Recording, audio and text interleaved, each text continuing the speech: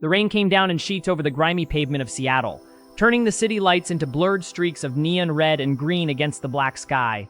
Elias walked with his head down, his hands buried deep in the pockets of a heavy, worn-out leather jacket that had seen better days. He moved through the crowded sidewalks like a ghost, deliberately avoiding eye contact with the bustling crowds of happy people rushing home to their families. To them, he was just another grumpy old man, a relic of a forgotten era, but beneath the surface, his mind was constantly replaying the horrors of a past life. The sound of a car backfiring made his muscles twitch, a reflex honed by years of combat in jungles and deserts that were half a world away. He was a man who had survived wars only to lose the battle for his own peace, living in self-imposed exile. Elias checked into the same cheap motel every Tuesday, a routine that offered him a fragile sense of structure in a chaotic world. The clerk behind the desk never looked up from his phone, merely sliding a key across the scratched counter without a word of greeting. This anonymity was exactly what Elias craved. He didn't want to be known, and he certainly didn't want to be thanked for his service. He carried the weight of a Purple Heart and a silver star in his duffel bag, but they felt like heavy stones dragging him down into the depths of an ocean of regret. Every night he would sit on the edge of the squeaky bed, staring at the peeling wallpaper, trying to silence the phantom screams of his fallen brothers. He was tired in a way that sleep could never fix, a deep spiritual exhaustion that permeated his very bones.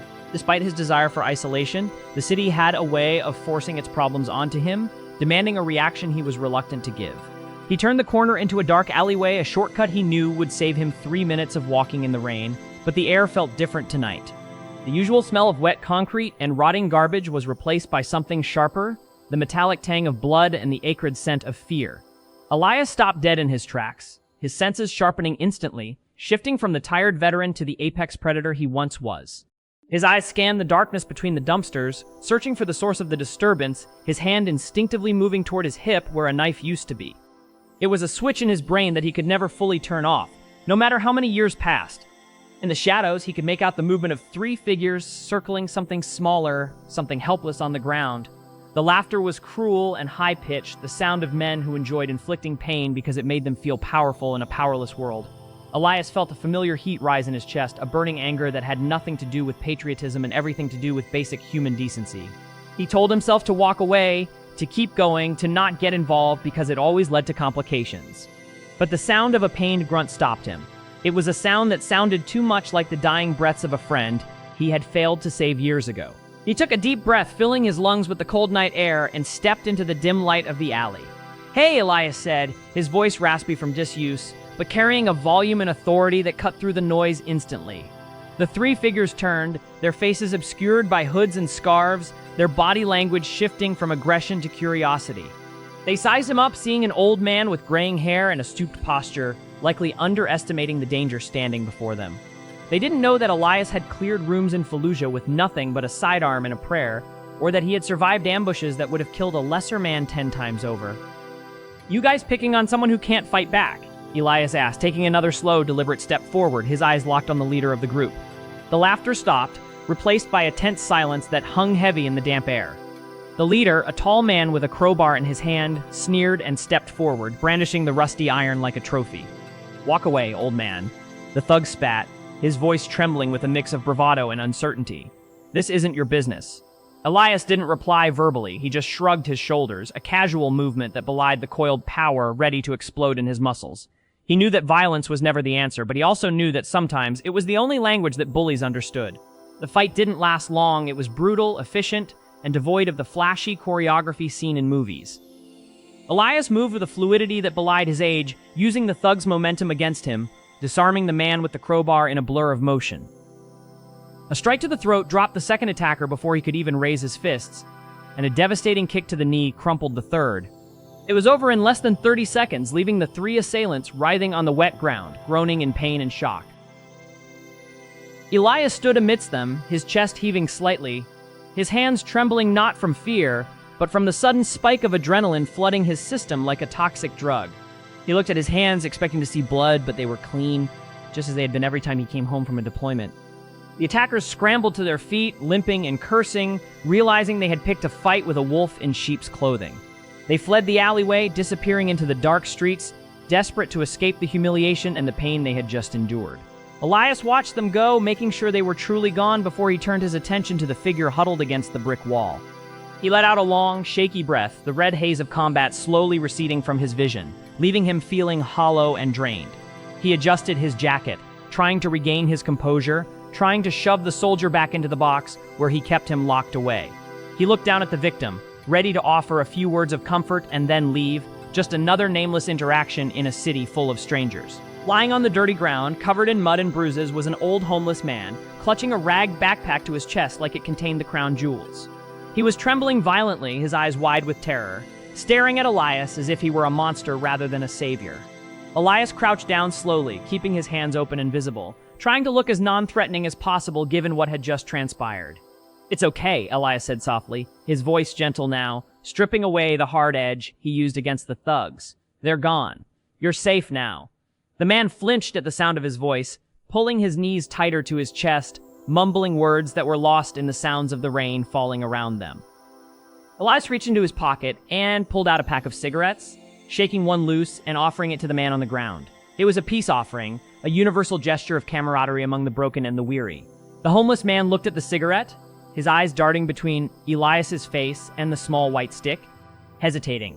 Slowly, with a hand that shook violently, he reached out and took it, his fingers brushing against Elias's cold skin for a brief second. Elias lit a lighter, shielding the flame with his cupped hands, illuminating the man's face for the first time. The flame danced in the old man's eyes, which were sunken deep into his skull, rimmed with red, and filled with a profound, haunting sadness. As the light flickered, Elias saw the dirt and the grime that coated the man's skin like a second layer of clothing, hiding his true features. He saw the matted gray hair, the long beard that was tangled with twigs and debris, and the tattered remains of a military field jacket barely visible under a pile of rags. Something tugged at the back of Elias's mind, a faint memory trying to break through the fog of 20 years. He ignored it, chalking it up to his own mind playing tricks on him, a symptom of his loneliness and his constant search for redemption. He handed the lighter to the man, who took a deep drag of the cigarette, the smoke curling up into the damp night air, momentarily obscuring his face. "You fought good," the homeless man wheezed, his voice a dry rattle that sounded like leaves blowing over pavement. It wasn't the slurred speech of a drunk or the incoherent babbling of a madman. There was a clarity in his tone, a specific cadence that made Elias freeze. The man coughed a harsh, hacking sound that shook his frail body, and then he looked up directly into Elias's eyes. "You move like a ghost," he continued, exhaling a cloud of smoke. "Quiet, deadly, just like they said in the briefing." The words hit Elias like a physical blow to the chest. He narrowed his eyes, studying the man's face more intently, looking past the dirt and the years of hardship. The familiarity he felt earlier suddenly intensified into a deafening alarm bell ringing in his mind. Elias took a step back, the rain plastering his hair to his forehead, his heart hammering against his ribs. The briefing? The word was specific, military jargon that civilians rarely used in casual conversation, especially not homeless men in a back alley in Seattle. He looked at the man's hands, noticing how he held the cigarette with a certain precision, his index finger slightly crooked. Elias had seen that hand gesture before, 1,000 times in mess halls and on the tarmac of foreign bases. He felt the ground beneath him shift, as if the solid earth was turning into quicksand, threatening to pull him down into a memory he had tried to bury for 2 decades. "Who are you?" Elias demanded, his voice losing its gentleness, becoming sharp and interrogative. He crouched down again, this time invading the man's personal space, staring intensely into his eyes. The homeless man didn't flinch this time. Instead, a small, sad smile played on his chapped lips. He looked at Elias with a mixture of amusement and pity, recognizing the fear in the younger man's eyes. "Just a traveler waiting for the transport that never comes," the old man replied cryptically. He tapped the side of his head with 2 fingers. "The radio's been broken for a long time, Sergeant, but I still remember the codes." The mention of his rank, Sergeant, was the final key in the lock. Elias stopped breathing. He hadn't been called Sergeant since he was discharged, and only a handful of people knew the significance of that specific time in his life. He reached out and grabbed the man's shoulder, his grip tight. "Look at me," Elias commanded. "Tell me your name." The man looked at him, his eyes clouding over for a moment, drifting away to a place that Elias could not follow. But then, they cleared, focusing with laser intensity. The man leaned forward, the smell of stale tobacco and rain filling the space between them. "You know my name, Sarge," he whispered. "You wrote it on the wall." "The wall?" the Vietnam Veterans Memorial. Elias felt his stomach drop out of his body. He had visited the wall once, shortly after getting back to the States, a broken 24-year-old looking for closure. He had run his fingers over the names, tears streaming down his face, stopping at one particular name that haunted his dreams. He had traced the letters, Silas Thorne. He had left Silas behind in the jungle, a decision that had eaten him alive every single day since. He had watched the explosion from the extraction helicopter, seen the fireball consume the bunker where Silas was holding the rear guard. There was no way Silas could have survived. The official report listed him as killed in action, body not recovered. No, Elias shook his head violently, denying the possibility. Silas is dead. I saw him die. He's been dead for 20 years. He stood up abruptly, pacing the small alleyway, his mind racing to find a logical explanation. This had to be a coincidence or a cruel joke. Maybe this guy was a faker, a stolen valor case who had done his research and found a photo of Elias online. But when he looked back at the homeless man, the doubt began to creep in. The eyes? It was the eyes that were undoing him. They were the same eyes that had looked at him across a campfire in the middle of the jungle, sharing a final can of peaches before the mission went to hell. The old man coughed again, a wet, rattling sound, and struggled to his feet. He was shorter than Elias, frail from years of malnutrition and exposure, but he stood with a straight back, a residual military posture that even the streets couldn't beat out of him. Death is a funny thing, Sarge, Silas said, his voice gaining strength.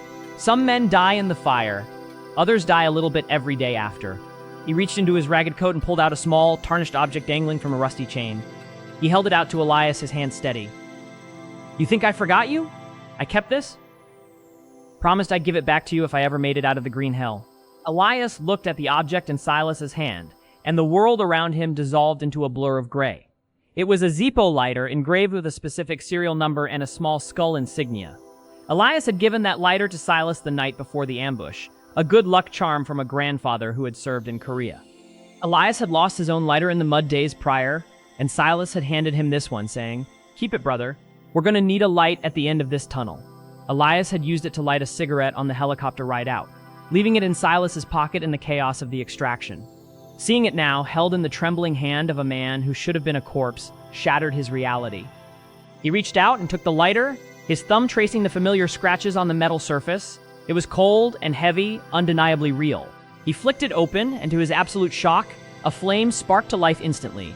The scent of lighter fluid mixed with the rain was a sensory trigger that transported him back to the jungle in an instant. He could smell the napalm, hear the buzzing of the mosquitoes, and feel the oppressive humidity. Silas? He choked out, the name catching in his throat like a fishbone. Silas, is that really you? The hope in his voice was terrifying, a desperate, fragile thing that he was afraid to crush. The homeless man nodded slowly, a single tear cutting a clean track through the dirt on his cheek. They told you I was gone, Silas said quietly. They told everyone I was gone, but I crawled out, Sarge. I crawled out of the dirt and walked until I couldn't walk anymore.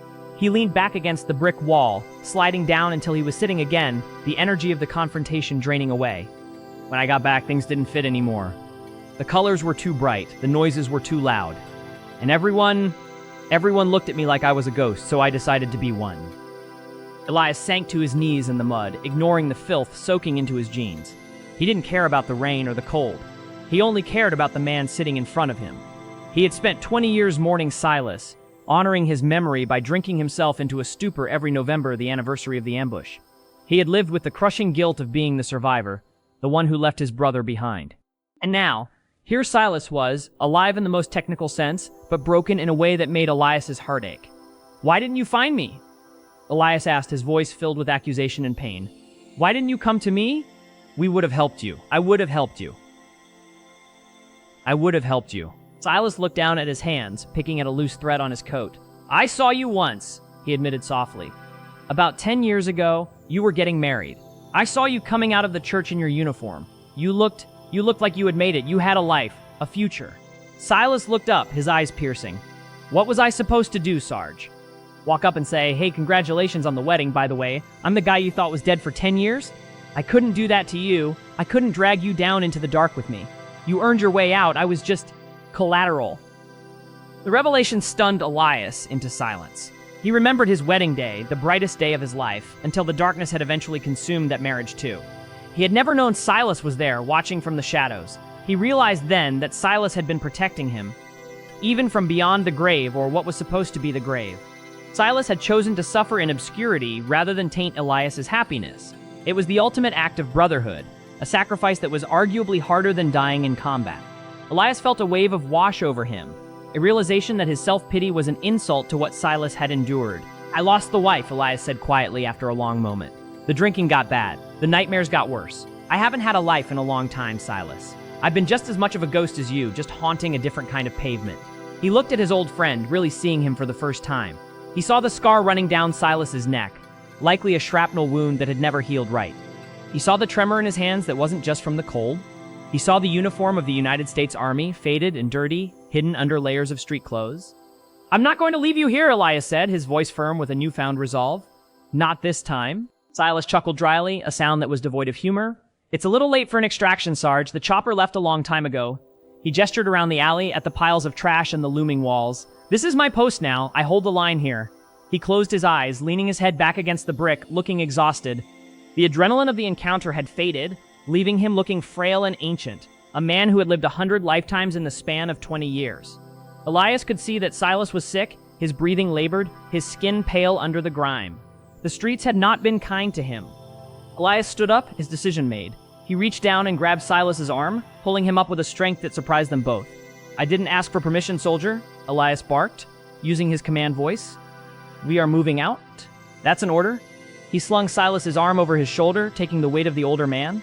Silas was light, too light, like a bag of bones. "Where are we going?"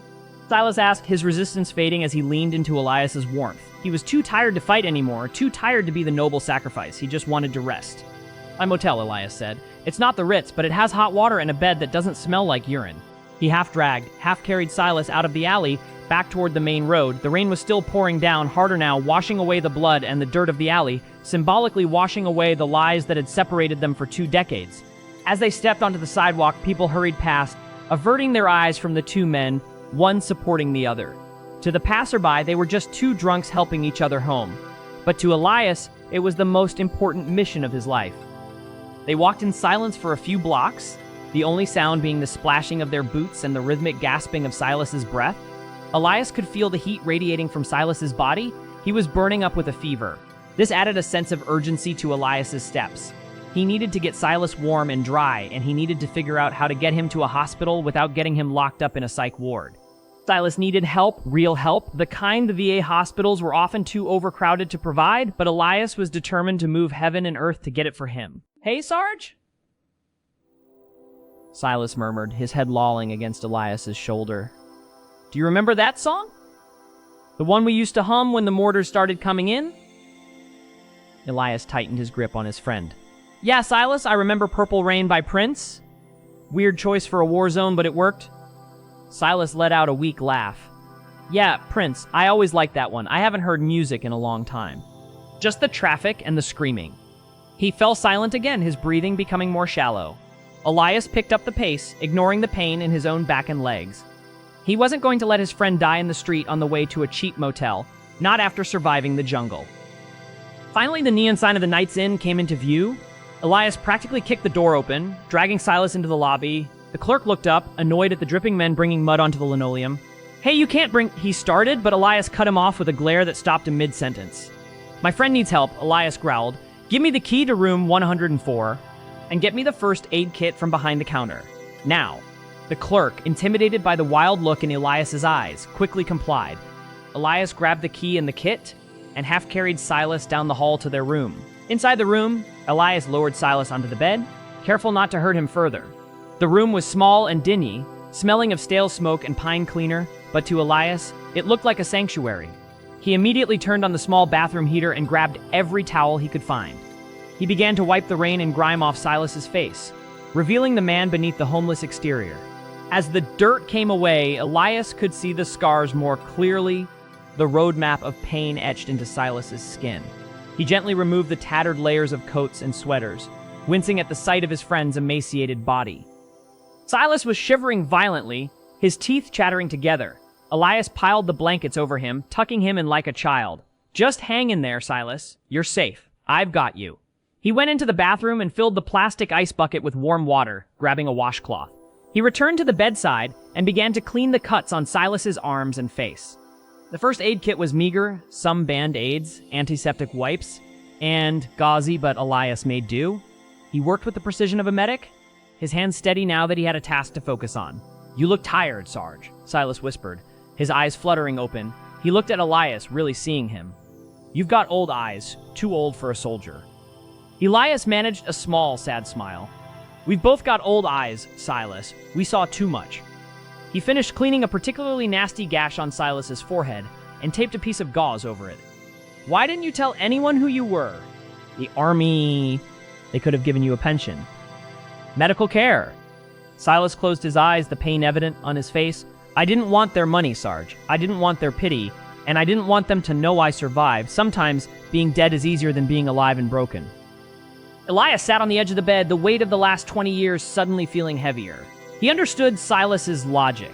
It was the same logic that had kept Elias isolated for so long, the belief that he was damaged goods, unfit for society. But looking at Silas lying there dying from neglect, Elias realized that hiding away wasn't bravery. It was a slow suicide. "Well, you're not dead yet," Elias said firmly. "And I'm not going to let you die in a motel room either. We're going to get you fixed up." He stood up and walked to the window, looking out at the rain-slicked parking lot. He pulled out his cell phone, a device he rarely used, and dialed a number he never thought he would dial again. It was the number of an old unit medic, a guy named Doc Miller, who had gotten out and started a non-profit for homeless veterans. Elias had donated money to them once just to ease his conscience, but he had never asked for help. The line rang 3 times before a groggy voice answered. "Miller? It's Elias. Vance. Look, I know it's late and I know I haven't spoken to you in 15 years, but I need a favor. I found someone." There was a pause on the other end. "Who?" Miller asked. Elias looked back at the bed at the man he thought he had lost. "It's Silas. Silas Thorne. He's alive, Miller, and he's in bad shape." The silence on the other end of the line was deafening. Miller knew the name. Every man in their unit knew the name. Silas was the legend, the hero who stayed behind. "You're sure?" Miller asked, his voice cracking. "I'm sure," Elias replied. "He's sitting right here. I need you to come get him. I need you to bring the van, and bring the big guns, medical-wise. He's got a fever, and he's weak." Miller promised to be there within the hour, no questions asked. Elias hung up the phone and felt a sense of relief wash over him.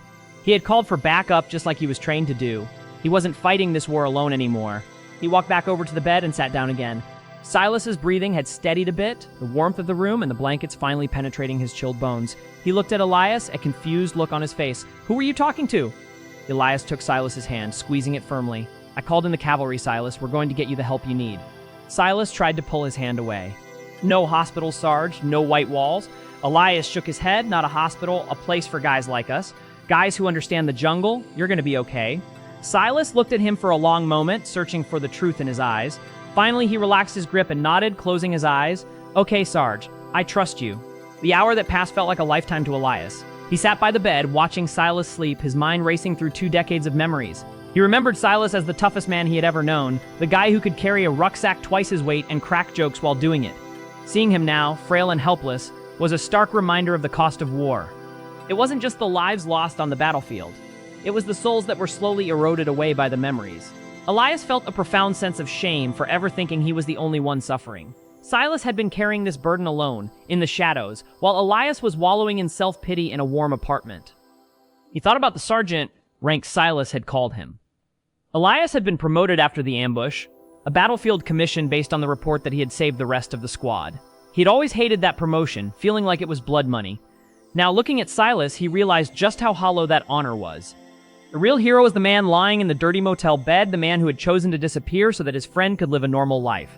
Elias made a silent vow that he would spend the rest of his life making this up to Silas, even if it was just ensuring his final days were comfortable. Outside, the rain began to slow, the rhythmic drumming on the window fading to a gentle tap. The neon sign from the parking lot cast a red glow across the room, turning the scene into something surreal, like a Rembrandt painting of war and peace. Elias checked Silas's temperature again. It was still high, but he seemed stable. He went to the small sink and wetted another cloth, placing it on Silas's forehead. Silas stirred slightly, murmuring something unintelligible, then settled back into a deep sleep. Elias sat back in the rickety chair, keeping his vigil, like a guardian angel watching over a lost soul. He thought about his own life, the empty apartment, the failed marriage, the job he quit because he couldn't handle the noise. He had been drifting, a ship without a rudder. Finding Silas was like finding an anchor. He realized that he didn't need to save Silas to make up for the past. He needed Silas to save him from his present. They were two broken halves of a whole, finally coming back together. It was a strange form of therapy, but Elias felt more alive in this dingy motel room than he had in years. He had a mission again, a purpose. A knock at the door broke the silence. Elias was on his feet instantly, his hand instinctively going to his pocket for a weapon that wasn't there. He checked the peephole and saw a tall man with gray hair and a kind face standing in the hallway, wearing a jacket with the logo of the Veterans Support Group. It was Doc Miller. Elias opened the door, and the two men looked at each other for a moment, the years melting away to reveal the soldiers they once were. Miller stepped inside, his eyes immediately going to the bed. He saw Silas, and his face crumpled. "My God," he whispered. "It's really him." Miller walked over to the bed, his medical training kicking in. He checked Silas's vitals, examining the scars and the fever. He looked at Elias, a mix of sorrow and anger in his eyes. "He's malnourished, Elias. He's got pneumonia, probably some infection from these cuts. How long has he been living like this?" Elias shook his head. "I don't know. Years. Maybe since the day he got back." Miller sighed, running a hand through his hair. "We need to move him. I've got a facility upstate. Quiet, private. He'll get the best care we can give him." Miller looked at Elias intently. "Are you coming? Because he's going to need you. This isn't something you just fix with medicine." They loaded Silas into the back of Miller's van, a customized vehicle equipped with a stretcher and basic medical supplies. Silas was semi-conscious, murmuring about coordinates and extraction points, lost in a fever dream. Elias sat in the back with him, holding his hand, talking to him in a low, soothing voice. "We're moving out, Silas. Keep your head down. We're going to the green zone." The military terminology seemed to calm him, anchoring him to the present. Miller drove smoothly through the sleeping city, the red and green traffic lights reflecting off the wet windshield. As they left the city limits, the urban sprawl gave way to the dark, looming shapes of trees and open countryside. Elias watched the landscape pass by, feeling a sense of detachment from the city he had lived in for so long. It felt like they were crossing a border, leaving the war zone of the streets behind for something quieter. He looked down at Silas, who was finally resting peacefully, his breathing rhythmic. The lines of pain on his face had smoothed out, making him look younger, more like the man Elias remembered from the photograph. "You know," Miller said from the front seat, breaking the silence, "I always wondered what happened to him. I mean, we knew the official story, but Silas, he was special. I never believed he just died without a fight." Elias squeezed Silas's hand. "He didn't die, Miller. He survived. He lived in hell so I could have a life, and I wasted that life feeling sorry for myself." Miller glanced in the rearview mirror, his eyes compassionate. "Don't do that, Elias. Guilt is a heavy rucksack. You found him now. That's what matters. The past is written in ink, but the future, that's written in pencil." The van drove on for hours, the headlights cutting through the darkness.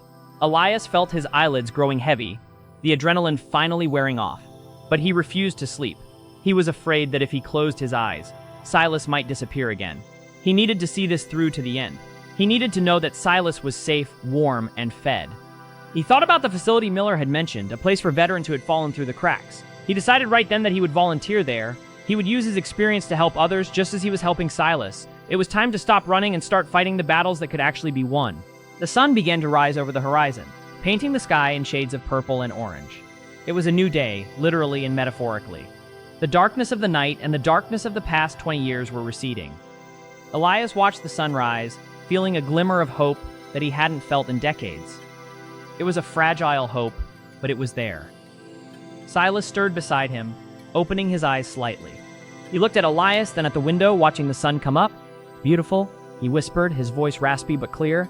"Yeah," Elias replied, "it is." They arrived at the facility just as the sun was fully up. It was a sprawling complex of wooden buildings nestled in the woods, far away from the noise and chaos of the city.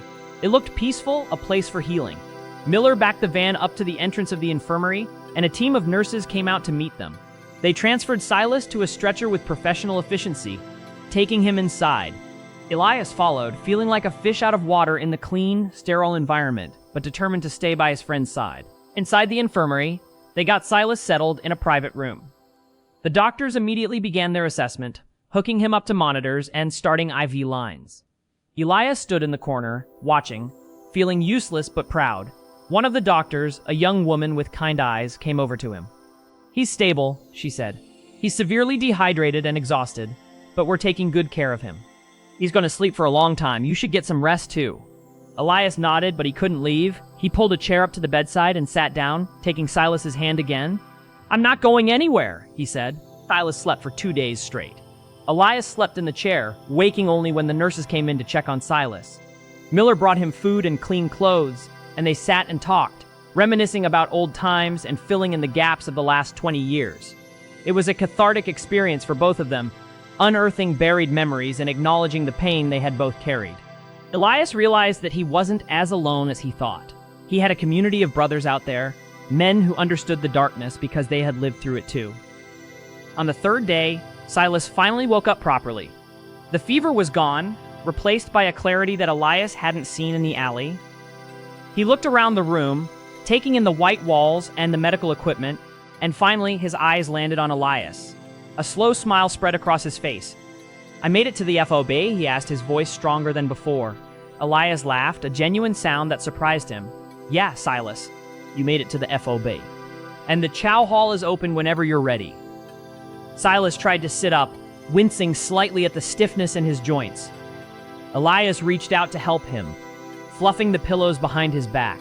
"Thank you, Sarge," Silas said softly, looking at Elias with an intensity that made him uncomfortable. "For coming back, for not leaving me in the dark." Elias shook his head, squeezing Silas's hand. "I should have come sooner. I should have looked for you." Silas dismissed the apology with a wave of his hand.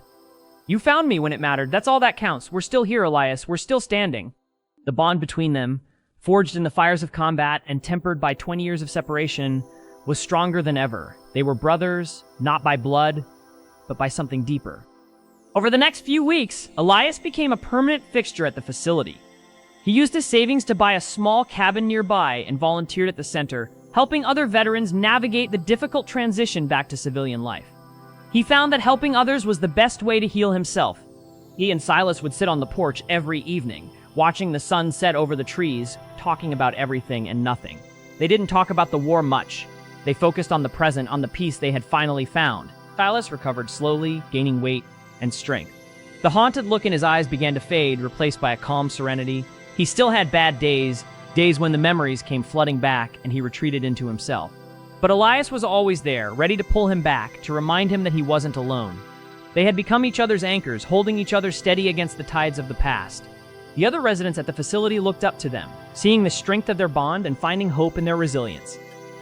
One evening as they sat on the porch, Silas pulled out the Zippo lighter. He flicked it open, the flame dancing in the twilight. "I thought about throwing this away 1,000 times, he said, staring at the fire. "But I couldn't. It was the last piece of me that belonged to the world, the last piece of us." Elias looked at the lighter, then at Silas. "You don't need it anymore, Silas. You don't need it anymore, Silas. We've got a light now." Silas smiled and closed the lighter with a snap. "Yeah, Sarge, I guess we do." The story of their reunion spread through the veteran community, becoming a legend of its own. It was a story of survival, of loyalty, and of the enduring power of brotherhood. It showed that even in the darkest of times, there is hope, and that no one is truly lost as long as someone is willing to look for them. Elias and Silas were no longer just survivors of a war. They were survivors of life, finding their way home together, one day at a time. 6 months later, the facility held a dedication ceremony for a new Veterans Outreach Center, funded in part by a donation Elias had made from his pension. The center was named the Thorn Vance House, a tribute to the two men who had found each other against all odds. Elias stood at the podium, looking out at the crowd of veterans, families, and support staff. He saw Silas sitting in the front row, dressed in a clean suit, looking healthy and proud. It was a far cry from the homeless man Elias had found in that rainy alley. "I never thought I'd be standing here," Elias began, his voice slightly trembling. "I spent 20 years running from the past, thinking that if I ran fast enough, I could escape it. But the past has a way of catching up with you. Sometimes it comes back to haunt you, and sometimes, just sometimes, it comes back to save you." He paused, looking directly at Silas. "My friend Silas taught me that we don't leave anyone behind. Not in the jungle and not in life. He carried the weight of our sacrifice so I could live. And today, I'm proud to say that we are carrying that weight together." The crowd erupted in applause, a thunderous sound that echoed through the hall. Silas stood up and walked to the stage, joining Elias. They hugged, a moment of pure, unadulterated emotion that brought tears to the eyes of everyone watching. It was a victory lap for two men who had fought the hardest battle of all, the battle to reclaim their humanity. They'd walked through hell and come out the other side holding hands. After the ceremony, they walked out to the cabin, leaving the noise and the celebration behind. The sun was setting, casting long shadows across the grass. "You did good today, Sarge," Silas said, clapping a hand on Elias's shoulder. "We did good," Elias corrected. "We've got a new mission now, Silas, helping these guys, making sure none of them end up in an alley." Silas nodded, looking out at the woods. "It's a good mission, one worth fighting for?" They sat on the porch steps, sharing a quiet moment of reflection. The air was cool and crisp, filled with the scent of pine and earth. It was a peaceful evening, the kind of evening that Elias used to dream about during those long, sleepless nights in the city. He had found his peace, not by forgetting the war, but by embracing the brotherhood that came out of it. He realized that home wasn't a place, it was a person, or in his case, a person who had come back from the dead. As the stars began to twinkle in the night sky, Elias looked at Silas and smiled. "I'm glad you crawled out of that hole, Silas. I really am." Silas chuckled, the sound warm and deep. "Me too, Sarge. Me too." They sat there in the darkness, two old soldiers finally at rest. The war was over. They had won. And as the crickets began to chirp, the silence was no longer filled with ghosts. It was filled with the promise of tomorrow.